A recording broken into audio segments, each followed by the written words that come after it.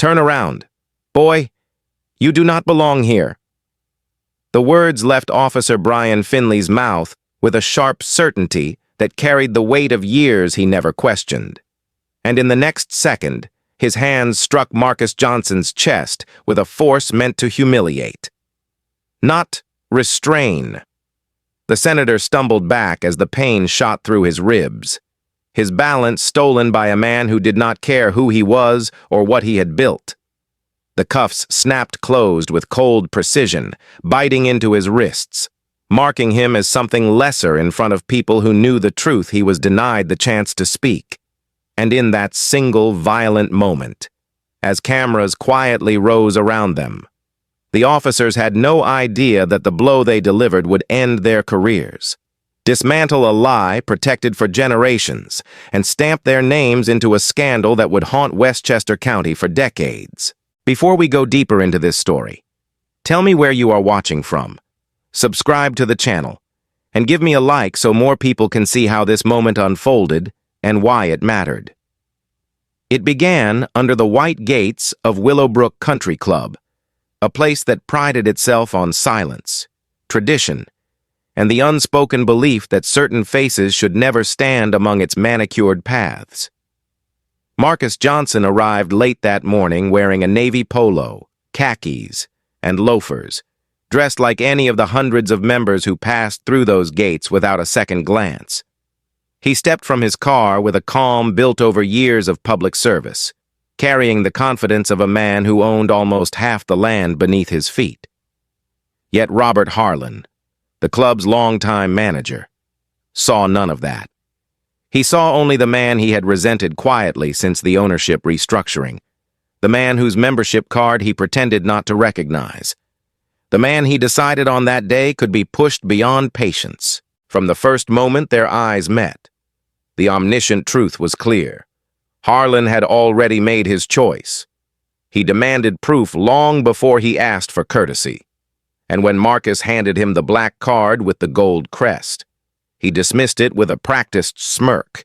He claimed the scanner rejected it. He claimed the system flagged it. He claimed everything except the truth, that he did not want a black man walking these grounds with the authority of an owner.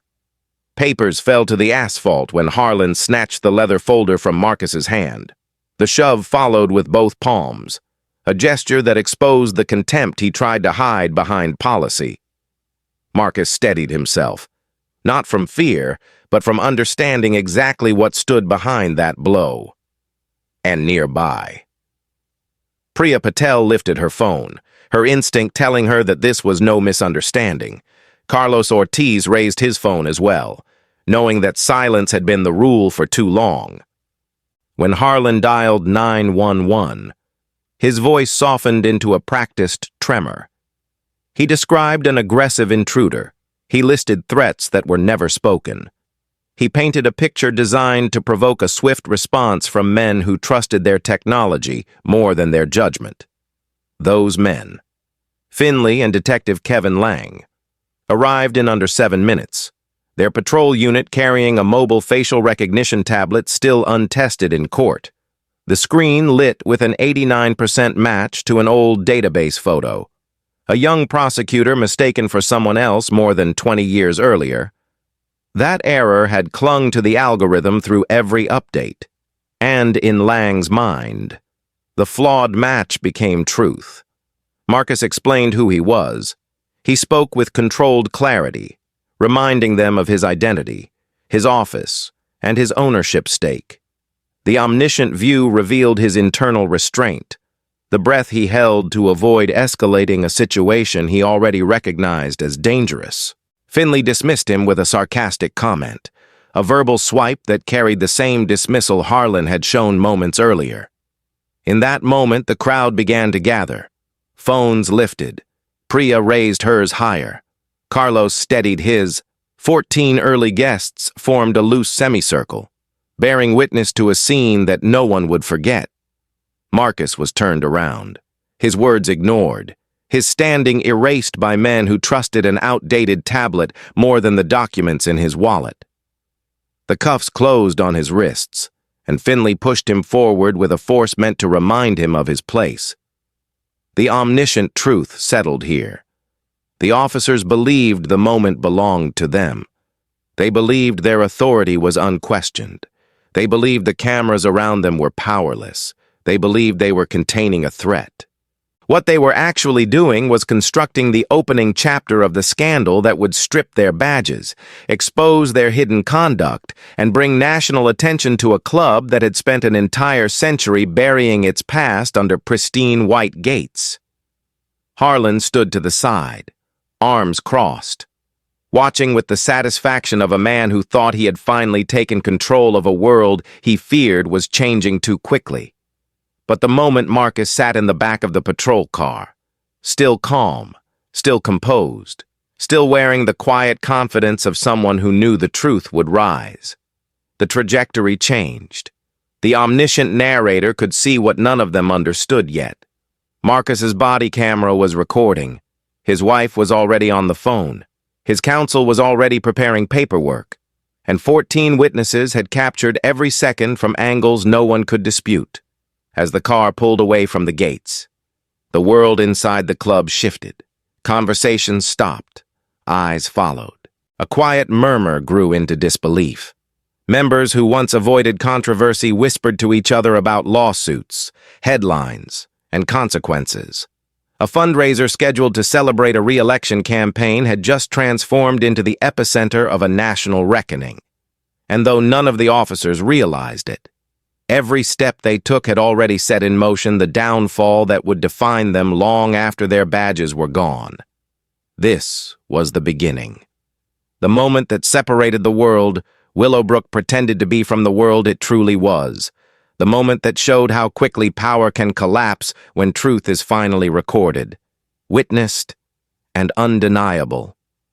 Finley's command cut through the morning like a blade. "Turn around and stop talking." His voice carried the tone of a man who believed questioning him was a crime in itself. Marcus Johnson stood still, hands relaxed at his sides, speaking with the calm certainty of someone who had explained the truth a dozen times already. "I am Senator Marcus Johnson. I own 45% of this club. Check my wallet." His words were measured, formal, and clear, but Finley's expression showed only irritation. He stepped closer with a posture meant to dominate, while Detective Kevin Lang kept his eyes locked on the glowing tablet in his hand. The omniscient truth revealed the flaw before anyone else saw it. The facial recognition scan displayed an 89% match to a 23-year-old entry in the New York Police Department gang database. The photo was old, the error was known, and the algorithm was never designed for immediate field arrests. Yet Lang accepted it without question. He convinced himself he had found the truth, even as the real truth stood directly in front of him. Finley moved first. His hand pressed down on Marcus's shoulder with unnecessary force. "Everyone's a senator today," he said.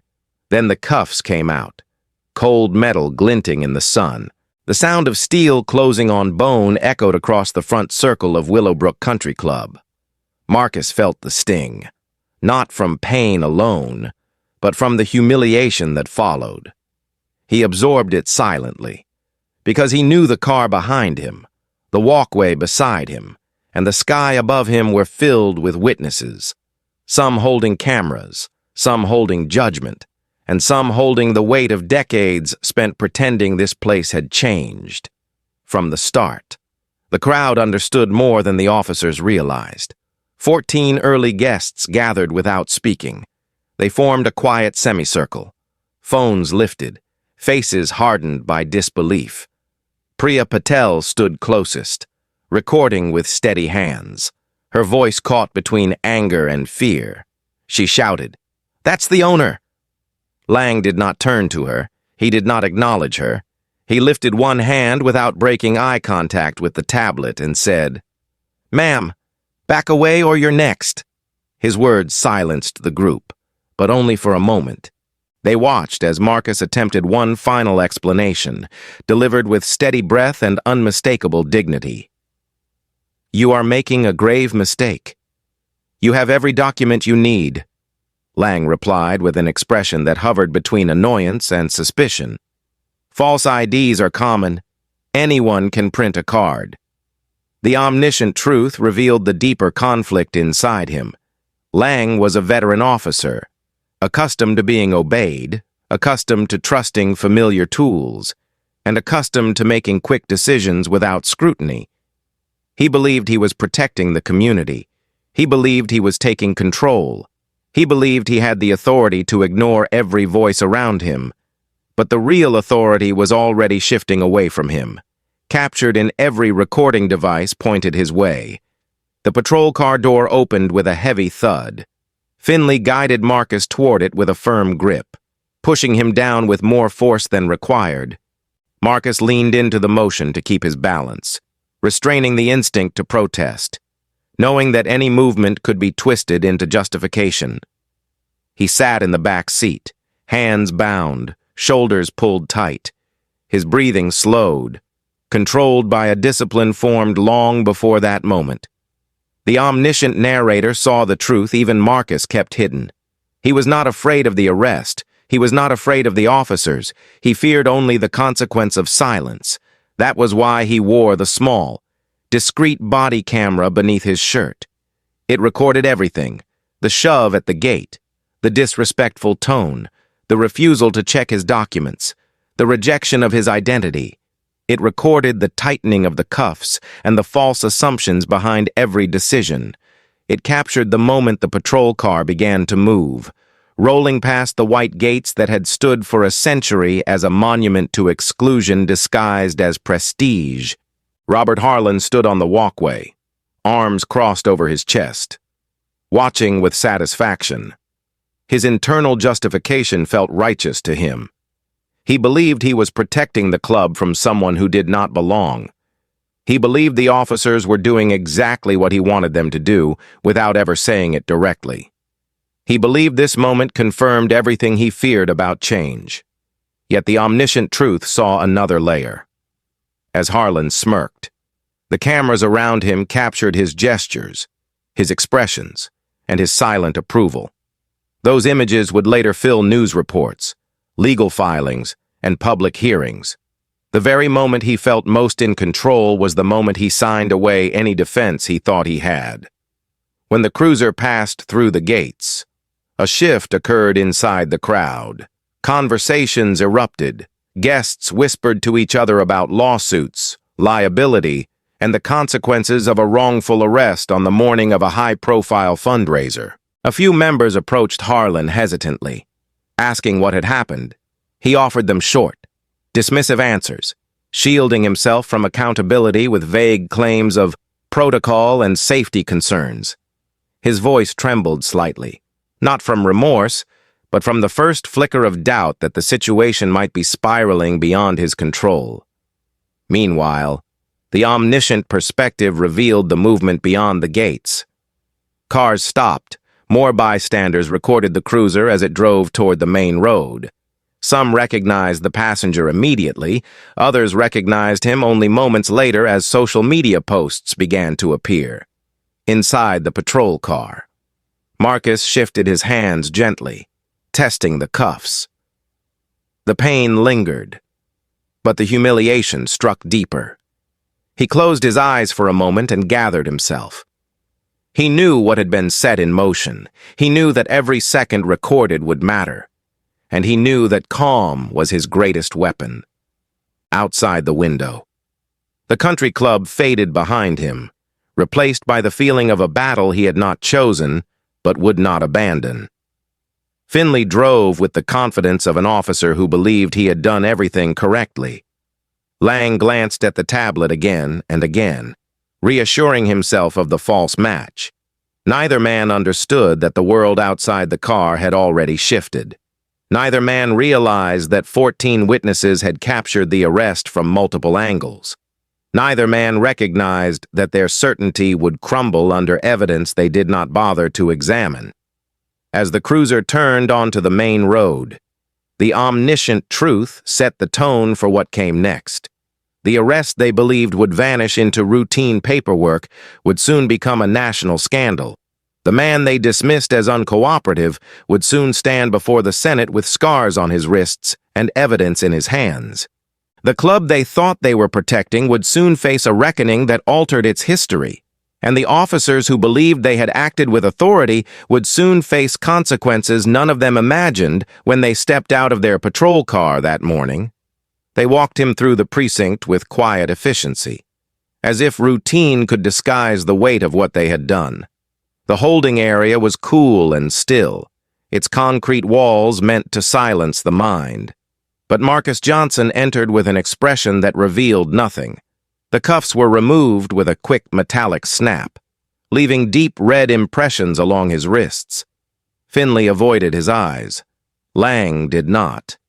He watched Marcus with a calculating stare, as though waiting for the senator to slip, confess, contradict himself, anything that might validate his earlier certainty. The omniscient truth revealed the irony. Every second Lang waited for reassurance was a second the evidence against him grew. Marcus stepped into cell 4 without hesitation. The door closed behind him with a final click that rippled through the precinct more than anyone realized. And beneath the polished belt line of his shirt, the small body camera continued its silent recording, capturing each gesture, each word, each moment that proved the difference between authority and abuse. Officer Emily Chen, working intake at the front desk, glanced at the paperwork Finley dropped on her counter. She recognized the name instantly. Senator Marcus Johnson was not simply known to her. He was known to every member of the department who followed public policy, civil rights cases, and local reform efforts. She looked up sharply, expecting a clear explanation, but Finley only said, "Unit brought him in for trespass and possible false ID." His voice lacked confidence now. Emily opened the database, fingers moving with practiced speed. No warrants, no alerts, a valid Senate credential, a property deed confirming his ownership stake in Willowbrook Country Club. Everything aligned perfectly with the identity Finley had dismissed at the gate. Her pulse quickened as she felt the unmistakable wrongness of the situation settle in her chest. The omniscient narrator saw the conflict inside her. Emily had spent her career believing in fairness, in the importance of correcting mistakes quickly, in the responsibility that came with holding a badge, and she knew what she had to do. She took the paperwork and the digital files directly to Detective Lang. Her voice was steady when she spoke. "We have the wrong man. That is Senator Johnson." Lang did not flinch.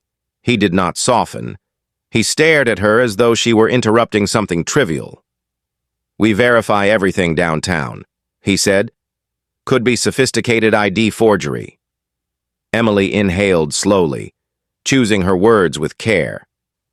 "Senators do not forge IDs to trespass on property they co-own."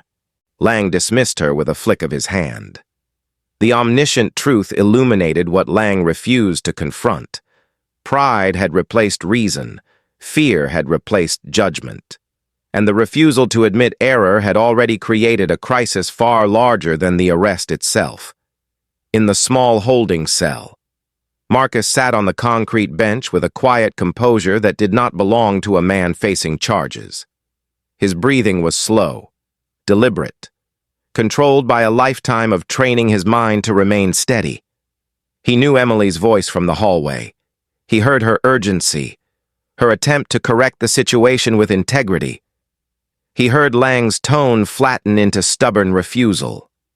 He leaned back against the wall and let the moment settle. The omniscient narrator revealed his thoughts. Marcus knew that injustice often escalated not from malice, but from pride. He had prosecuted cases like this, defended victims like this, and shaped legislation to prevent scenes like this. Yet here he was, living the exact scenario the law was supposed to prevent. He closed his eyes briefly, allowing himself a moment of stillness, then opened them with renewed resolve. The camera under his shirt continued its quiet work. Outside the cell, the precinct began to stir. The arrest log traveled faster than anyone expected. Whispers rose from the hallway. A sergeant paused as he read the name on the intake report. A clerk glanced up from her desk, recognizing the face from the morning news, and the officers who had walked Marcus through the station began exchanging uncertain looks, not fear, not guilt, uncertainty. They had believed the situation was clear. Now they sensed the foundation beneath them shift. But the omniscient truth saw the growing divide. Some officers reacted with denial, convincing themselves the facial recognition hit must be correct. Others felt the discomfort of reality settling in, knowing that a man of this stature would not be sitting in cell 4 without consequences.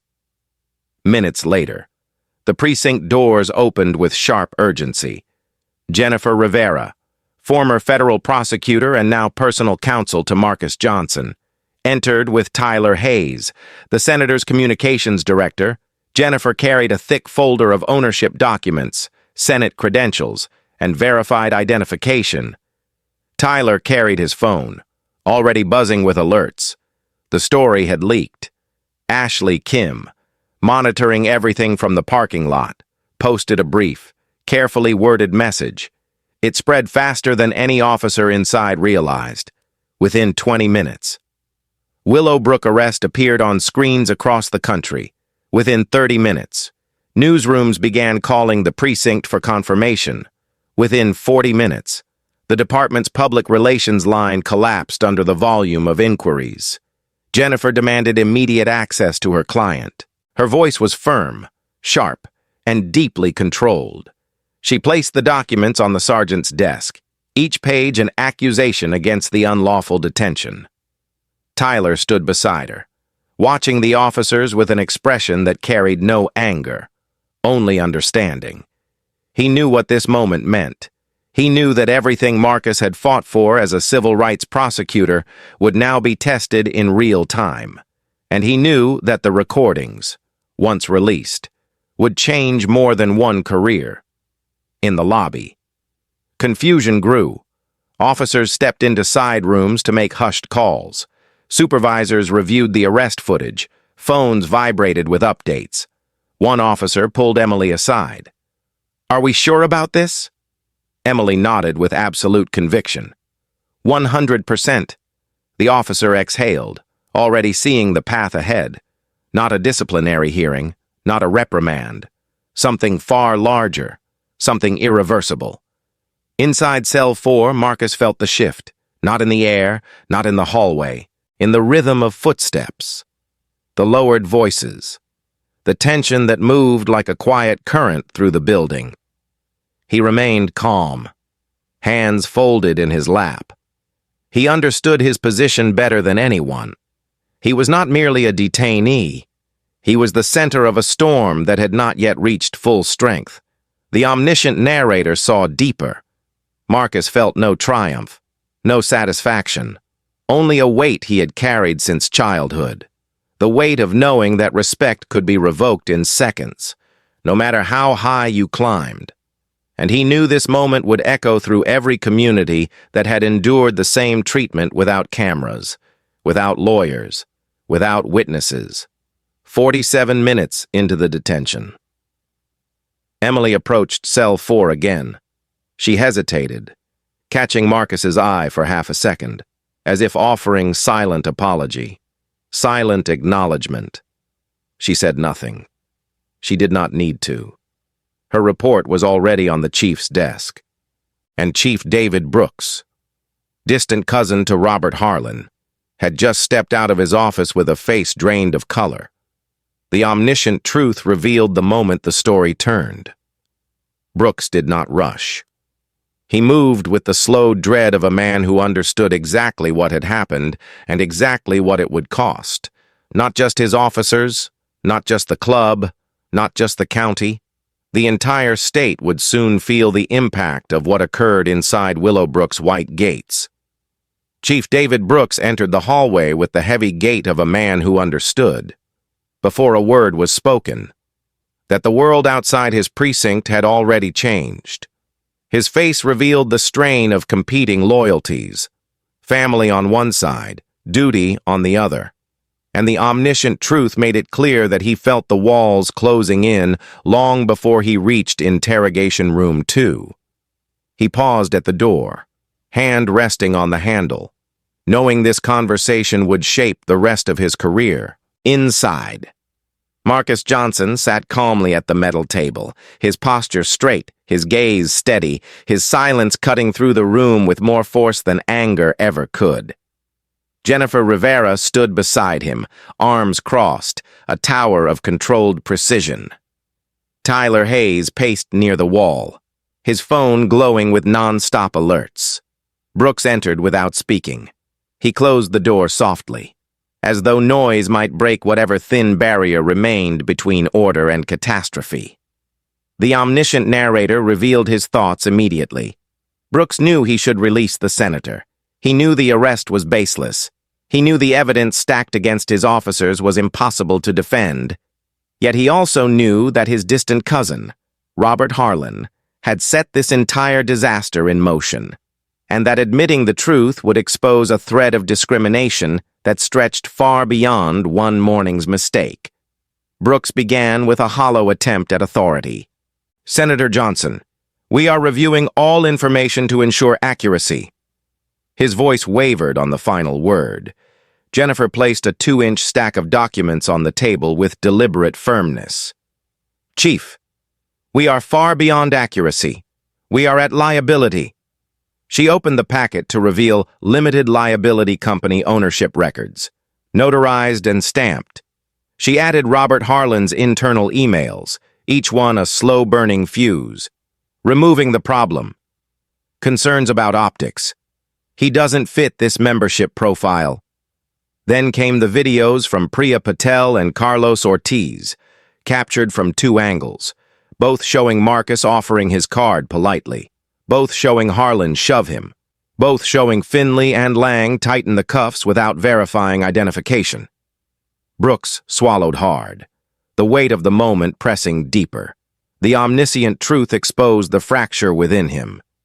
He had spent a career managing problems quietly, believing most storms could be calmed with apology and procedure.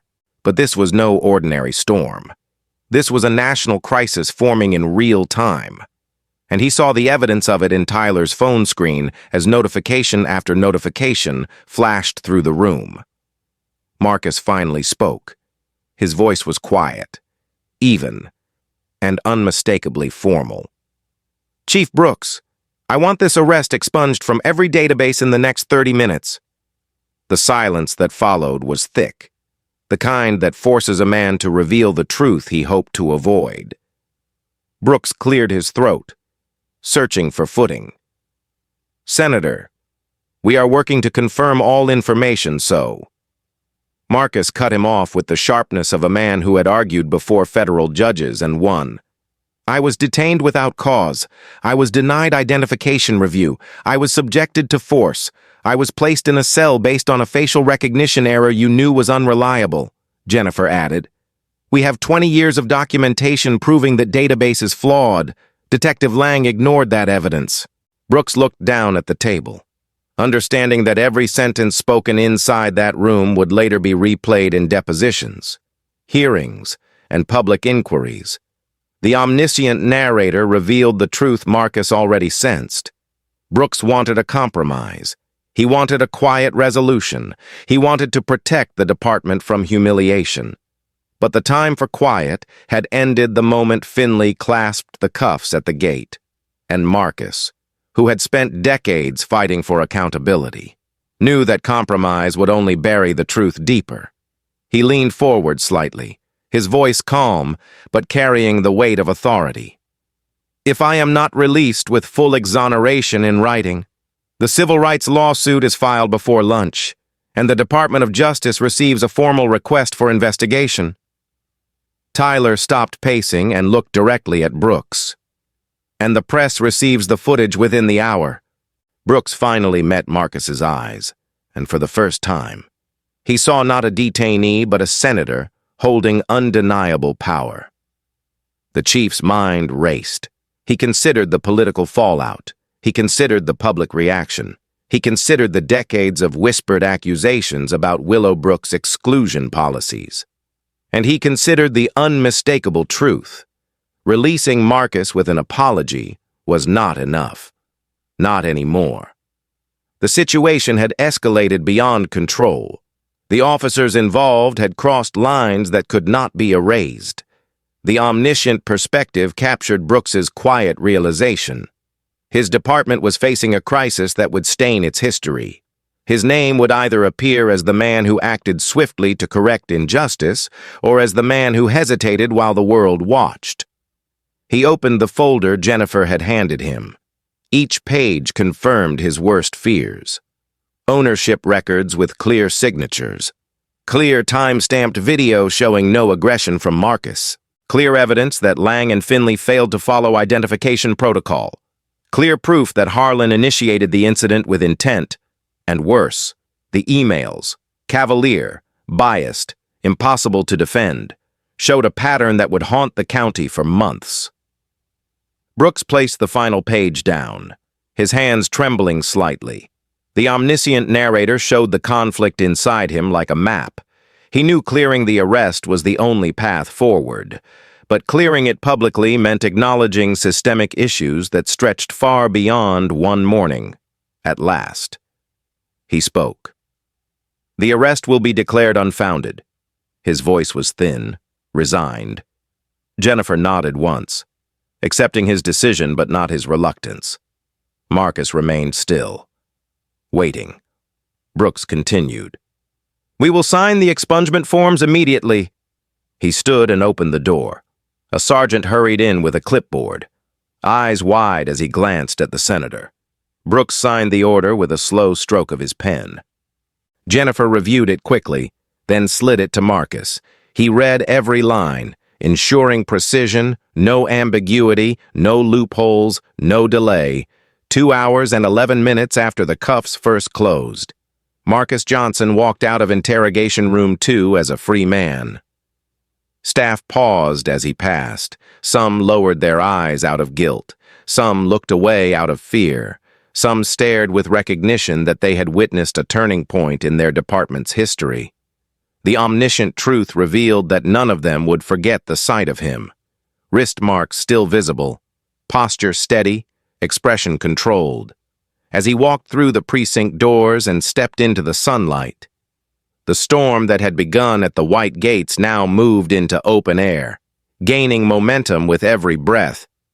Brooks watched from the hallway, realizing that the decision he made in that room was only the beginning.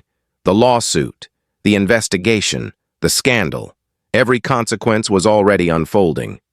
And though Marcus emerged calm, the truth was unmistakable. Nothing about this day would remain contained.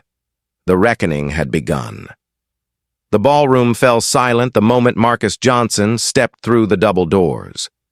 He arrived 38 minutes late, still wearing the same navy polo and khakis from the arrest, and every guest saw the raw red marks on his wrists before he said a word. The room of 280 donors, business leaders, community advocates, and campaign staff stood frozen as he crossed the polished floor with the calm of a man who understood exactly what must happen next. He did not walk to his reserved table. He did not greet supporters. He moved straight to the podium with a measured certainty that made the air tighten around him. Tyler Hayes stayed several steps behind, carrying a small cable and a phone with the screen already prepared. Jennifer Rivera watched from the front row, her expression steady, knowing what the next few minutes would unleash. The omniscient narrator revealed the turning point before it occurred. This room, built for quiet influence and polished speeches, was about to witness an unmasking that would alter the club's history, the county's leadership, and the careers of every person responsible for what had unfolded that morning. Marcus connected his phone to the projector without ceremony. The sound system hummed softly. Conversations died instantly. Someone near the back whispered, "Is something wrong?" Another guest replied under their breath, "Look at his wrists." Marcus did not raise his voice. He did not introduce the footage. He simply tapped the screen. The first video appeared, Priya Patel's recording from the walkway, showing Robert Harlan demanding a membership card Marcus had already given, showing the card rejected without verification, showing the leather folder torn from his hands. The crowd shifted uneasily, a ripple of disbelief passing through the front rows. Then came the shove, 2 hands to the chest, and a gasp spread across the room. Harlan, standing near the side wall, sank back into the shadows, his face draining of color. The omniscient truth exposed the fear surging in him. He knew the moment would come. He had not expected it to be public. Marcus played the second video. Carlos Ortiz's angle showed the scene from the valet station, capturing the officer's arrival, the refusal to examine identification, the dismissive tone, the tightening of the cuffs, and Lang's threat to arrest anyone who intervened. When the audio reached Finley's remark, "Everyone's a senator today." A loud murmur swept through the ballroom. Guests turned to each other with expressions of disbelief, anger, and shame. Some already understood the gravity. Some refused to accept it. Some felt the weight of guilt for tolerating an institution that allowed such an incident to occur on its grounds.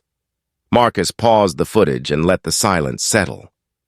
He spoke quietly, his voice carrying through the room with the force of sincerity. "This happened today," he said. "At the front gate of the club I co-own." The red marks on his wrists became symbols, visible to everyone who once believed discrimination was a relic of the past. He continued, "This morning was not an accident. It was the result of decisions made long before I arrived at those gates." He tapped his phone again. The projector displayed a series of email screenshots. Jennifer had arranged them in chronological order. The subject lines alone told the story, removing the problem. Concerns about optics. Membership standards must be preserved. The room stiffened. People shifted uncomfortably in their seats. Several stared directly at Robert Harlan, who now appeared as small as the truth was large. Marcus spoke no accusations. He did not raise his tone. He allowed the evidence to speak. 32 membership applications from people of color were rejected in the last 24 months, he said. 108 white applicants were approved within days. The numbers were quiet thunder. The omniscient narrator revealed the shifting emotions in the room, outrage in some, guilt in others, and a long-delayed awareness in many. The guests had come expecting a fundraiser. Instead, they received a reckoning, then unexpectedly. The ballroom doors opened at the side. Officer Emily Chen stepped in wearing her full uniform. She had not been invited. She had not asked permission. She walked forward with a deliberate calm, her face composed, yet the tension in her hands revealed how difficult this moment was for her. She stopped near the podium. Marcus stepped aside quietly, allowing her the microphone without question. Her voice was steady but carried the emotional weight of someone choosing integrity at great personal risk. "I was on duty this morning," she said. "What happened at the gate was wrong. Protocol was ignored. Identification was dismissed. Bias shaped the decisions that followed. I filed an internal complaint, and I am requesting an independent investigation immediately." The ripple through the crowd became a wave. Some applauded, some looked stunned, some whispered in disbelief that an officer would break ranks so openly. Harlan took a step toward the exit, but several guests moved instinctively to block him. The omniscient truth exposed the moment for what it was, a dismantling of silence years in the making. Emily continued. "This department can do better. It must do better. And it begins with acknowledging what happened right here, at the front gate of this club." Her words hung in the air with a clarity that pierced every layer of pretense. Marcus returned to the microphone. His voice softened, carrying a tone that reached every corner of the room. "I have fought for justice my entire career," he said. But today reminded me that titles do not protect anyone from prejudice, not even a senator. He paused. His silence carried decades of lived experience, sharpened into something undeniable. This club was built on tradition, but tradition is not an excuse for exclusion, and today, tradition ended. He unplugged his phone, closed its case, and stepped away from the podium. The room erupted, not in applause, but in a storm of voices. Donors confronted each other. Board members cornered Harlan. Journalists who had arrived late began filming. Campaign staff scrambled to contain the surge of media interest. Emily stepped to Marcus's side, offering a quiet nod of support. Jennifer moved with clean efficiency, guiding him toward a quieter corner of the room. Tyler fielded rapid-fire calls from broadcasters, advocacy groups, and senators already hearing the story secondhand. Outside the ballroom, the world waited. News vans lined the driveway. Reporters prepared statements. The story that began at the White Gates was now a national headline forming in real time. And inside the ballroom, something irreversible had occurred. The facade of exclusivity had cracked. The truth had been played on a screen for hundreds to witness, and the people who once believed Willowbrook was untouchable now realized its legacy would be rewritten by the very man its manager tried to remove. The consequences arrived with a speed and finality that stunned even those who believed they understood how these stories usually unfold. By late afternoon, as the last guests filtered out of the shattered fundraiser and reporters crowded the gates of Willowbrook, the reckoning began to take shape. Robert Harlan was the first to fall. The club's board called an emergency session, and the omniscient narrator saw the inevitability written in every quiet aside and every stiffened jaw. Harlan sat across from men and women who once protected him, his face pale, his hands trembling slightly as he tried to defend his judgment at the gate. But the videos had already stripped away every excuse, every fabricated justification, every appeal to policy. He was terminated before the meeting ended. By nightfall, 43 members resigned in protest of his behavior and the discriminatory culture his emails revealed. Lawsuits followed. The civil complaint filed by Marcus Johnson named Harlan personally, and a year later, facing a $58,000 settlement, he filed for Chapter 7 bankruptcy. The fall was complete, swift, and merciless. The omniscient truth revealed that Harlan never understood the depth of the pain he caused.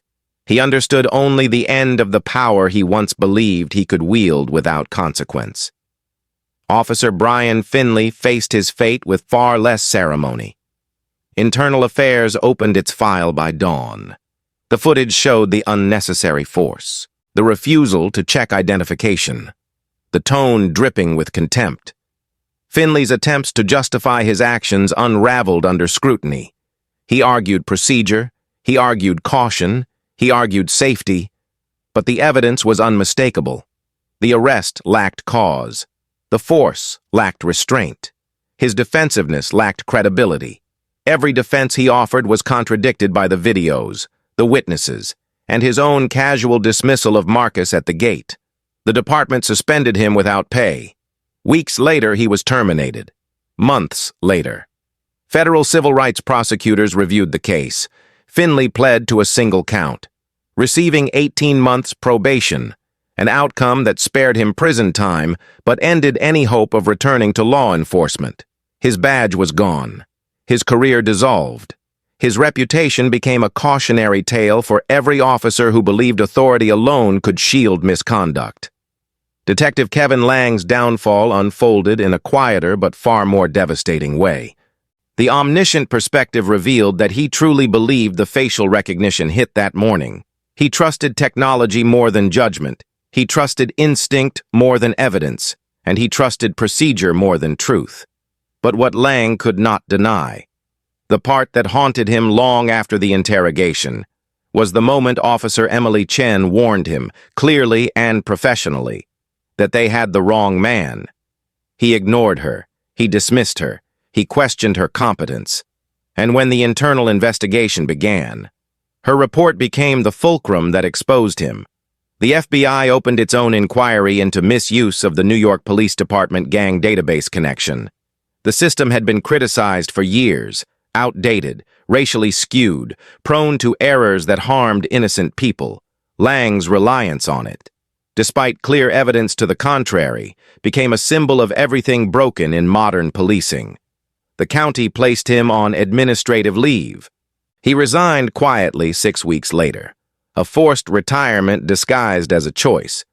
The county settled with Marcus and 11 other wrongful arrest victims for $1.4 million, each case tied in some way to misuse of the same flawed database.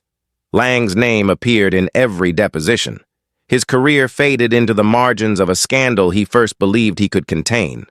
Meanwhile, Willowbrook Country Club faced a crisis unlike any in its century-long history.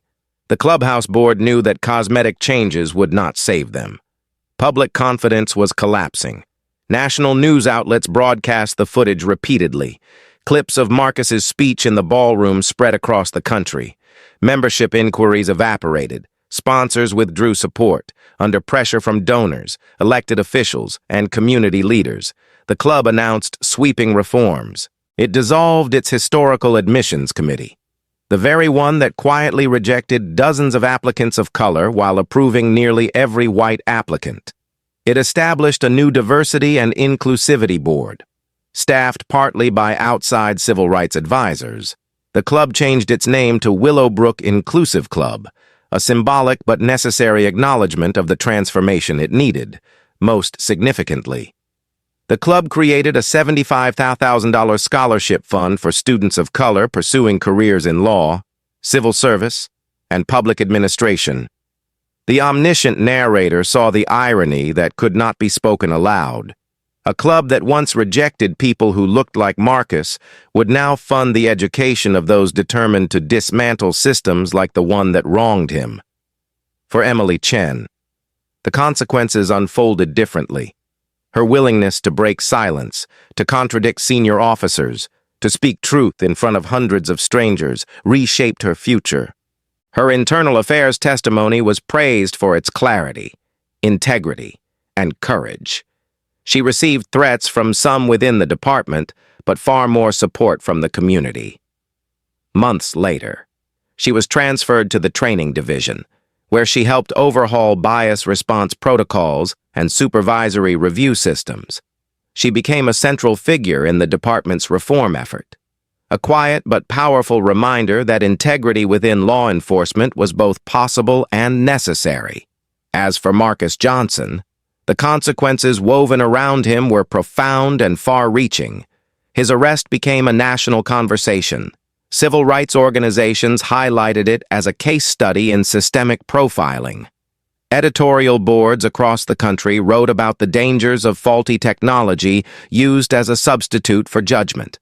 Political allies rallied behind him, not simply out of loyalty, but because his story revealed the lived experience behind the legislation he had long fought for. The omniscient narrator revealed a truth Marcus recognized only slowly. The scars on his wrists became a symbol, unwanted but undeniable, of a system that punished identity before action. In the weeks following the incident, the Senate watched closely. Reporters camped outside chambers. Activists demanded accountability. Law enforcement unions braced for legislative reform. Marcus continued his work, quietly but steadily, balancing his responsibilities with the public weight of what had happened. He accepted interviews not to inflame, but to illuminate. He emphasized fairness. He rejected anger as the driving force. He elevated the voices of those who suffered similar injustices without cameras, without attorneys, without platforms. He refused to let the story become solely his own. In Westchester County, Chief David Brooks faced consequences as well, subtle but inevitable. Though he avoided removal, his authority weakened. Every decision he made was scrutinized. Every statement was analyzed for sincerity. He spent the next year speaking publicly about reform, training, oversight, and transparency. Some believed him, some did not. but the omniscient perspective revealed the deeper truth. Brooks understood that his greatest failure was not the arrest itself, but the hesitation that followed. He recognized that leadership required courage in moments of crisis, and his failure had shaped the very reforms he was now expected to lead. 3 months later, when the Senate chamber filled for the final vote, the nation watched with a quiet tension that felt different from the usual rhythms of Washington. The Marcus Johnson Police Accountability Act, once considered ambitious and unlikely, now stood at the center of a national conversation shaped by videos from a country club gate, testimony from a young officer who refused to stay silent, and the calm voice of a senator who carried the truth with the steadiness of a man who had lived it. The omniscient narrator revealed the weight in the air as senators took their seats. Some entered with firm conviction, some with hesitation, some with the wary understanding that public pressure had reshaped the political landscape beyond anything they expected. The tally was close. It would not be unanimous. It would not be easy, but it would be decisive. As the clerk read the roll, the chamber felt the gravity of a long overdue change. When the final number appeared, 58 to 42, a collective breath moved through the gallery. The bill had passed. Marcus Johnson rose from his seat slowly, every movement deliberate. He walked to the podium with the same calm that had carried him through the arrest. The investigation, the ballroom eruptions, and the national reckoning that followed. His hands rested lightly on the wooden surface, the scars at his wrists, faint now but visible under the chamber lights, reminded everyone present and everyone watching beyond the walls why this legislation mattered. He looked out across the room, then at the cameras, then at the senators who had supported him and those who had not. He began not with triumph, but with silence. A full minute passed. No whisper echoed, no movement stirred. The pause carried the weight of a lifetime of moments like the one at the white gates, moments unrecorded, moments unseen, moments endured by people without power or platform. The omniscient narrator revealed the truth held within that silence. Marcus wanted the chamber, the country, and history itself to feel the absence that injustice imposes, the breath taken, the dignity stolen, the future threatened. When he finally spoke, his voice was steady, formal, and deeply human. "This is not my victory," he said. "This belongs to the millions who have no Senate seat, no lawyer on speed dial, no hidden camera in their belt, millions who endured what I endured, and far worse, without the privilege of witnesses or evidence or platform." He paused, and the room listened with a stillness rarely achieved in political spaces. Today we took the first step, but justice does not begin here, and it does not end here. It lives in accountability. It lives in training. It lives in courage. It lives in every officer who stands up for integrity, as Officer Chen did, and it lives in every citizen who demands fairness no matter the cost. His closing words carried a measured strength. The law we pass today will not erase the injury, but it will build a foundation to prevent its return. When he stepped back from the podium, applause rose from the gallery first, then spread through the chamber. Senators stood. Some applauded with conviction, some with caution, some with the awareness that history demanded they stand whether they wished to or not. In the gallery, Laura Johnson wiped tears quietly, hands clasped together. She had watched her husband rise from humiliation into leadership not through anger, but through clarity. Near her sat Officer Emily Chen, now wearing a new training division badge on her uniform. She applauded with both hands until her palms reddened, fully aware that her single act of integrity had set much of this in motion. The omniscient narrator revealed the truth beneath her composure. Emily had struggled with doubt, fear, and the consequences of breaking ranks.